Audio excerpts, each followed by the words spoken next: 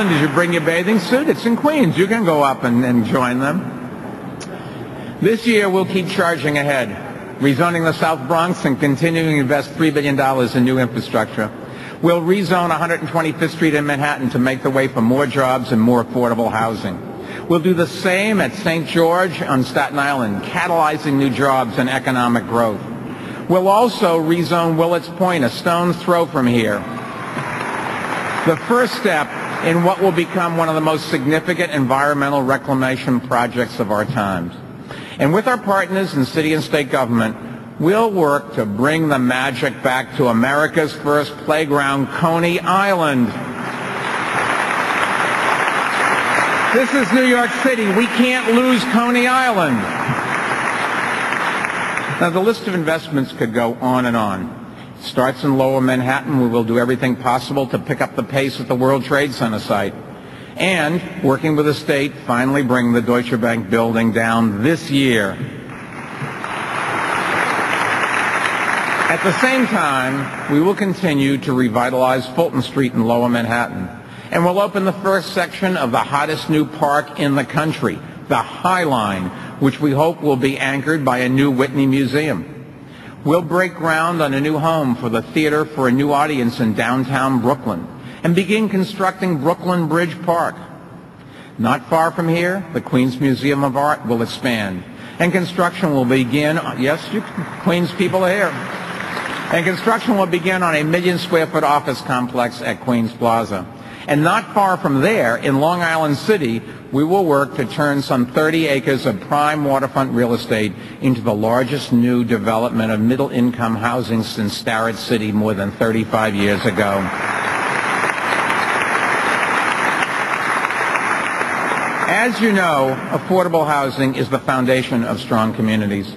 And that's why we created the largest affordable housing program ever undertaken by any city. 165,000 units by 2013. Enough for 500,000 people, more than the entire city of Atlanta. We've already financed construction and preservation of 69,000 units, and this year we'll see the largest number of new units financed since the mid-1970s.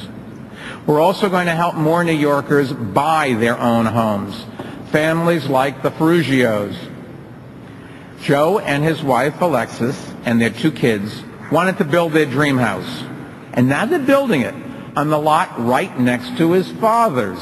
It's like a dream come true, especially when it comes to free babysitting. To help even more families buy and keep their homes, we recently joined with the City Council to create the Center for New York City Neighborhoods. This month, the center will open its doors and begin helping families who've been hit hardest by the subprime mortgage crisis. Keeping housing affordable is essential to remaining a city that welcomes the middle class. And to help more New Yorkers enter the middle class, we will continue promoting an industry that offers tens of thousands of jobs for those who are on their way up the economic ladder, and that's tourism. Last year, NYC and Company ramped up its global reach by launching the This is New York City campaign and opening offices in places like Sweden, Russia, China, and Brazil. In 2008, we'll add new locations in India and Australia to keep us moving closer to our goal of attracting 50 million annual visitors by the year 2015. There's no doubt, incidentally, what draws so many tourists to our city.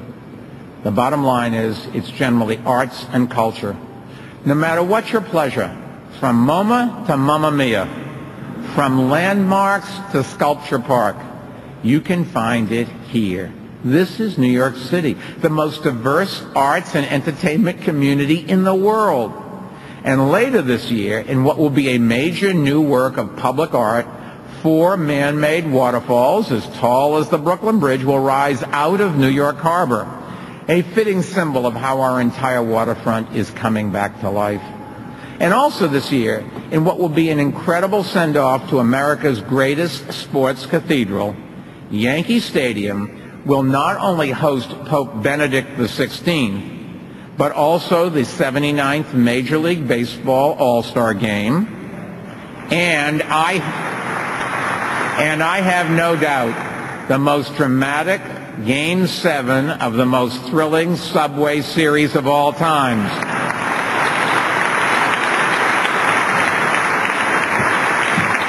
And I can tell you who will win: New York. Now, the year ahead is not going to be easy. As I stand here, I'm more optimistic about our future than ever. There's a great quote in the latest Philip Roth book. "I came to New York," the character says, "and in only hours, New York did what it does to people: awaken the possibilities. Hope breaks out." What a wonderful description of our city. We believe in all of the possibilities. A city that constantly pushes the boundaries of innovation. A city that's open to everyone from around the world. A city that can compete with any place on earth. A city where hope breaks out. Every January, when the mayor gives this speech, it is tradition to sum up the state of the city in one word, one adjective. But today, I look to the people behind me and say, the state of the city is as energetic as Julian Chen at the playground, and as vibrant as a holiday with the Srinivasans, and it's as inspiring as John Baez, and as strong as the pride that Luis and Yolanda Raymond feel, and as full of promise as beautiful little Sienna Ferrugi. Sienna Ferrugi is still sleeping? Amazing. Energetic, vibrant, inspiring, strong, full of promise. This really is New York City. God bless you, and God bless New York City.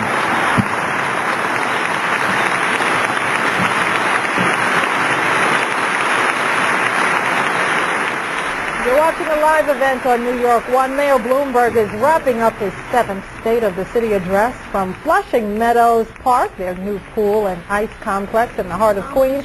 He discussed everything from New York City seeing historic lows in crime and violence to beefing up the city's technology.